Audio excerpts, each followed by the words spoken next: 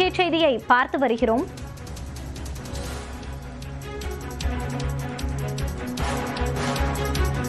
கரூர் நெரிசல் சம்பவத்தை தேசிய மனித உரிமை ஆணையம் விசாரிக்க கோரி தாவேக சார்பில் மனு அளிக்கப்பட்டிருக்கிறது. கூடுதல் விவரங்களோடு இணைகிறார் நமது செய்தியாளர் செந்தில்ராஜா. செந்தில்ராஜா, விவரங்கள். மோனிஷா, நேற்று கரூரில் தமிழக வெற்றிக் கழகத்தின் தலைவர் விஜய் மக்கள் சந்திப்பு அரசியல் பயணத்தை மேற்கொண்டார். குறிப்பாக மக்கள் மத்தியில் அங்கு பேசியிருந்தார்.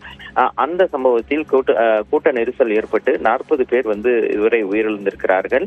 இந்த நிலையில்தான் அந்த சம்பவத்தை தேசிய மனித உரிமை ஆணையம் விசாரிக்க வேண்டும் என்று தமிழக வெற்றி கழகத்தின் இணை பொதுச் செயலாளரான CTR நிர்மல்குமார் மனு அளித்திருக்கிறார்.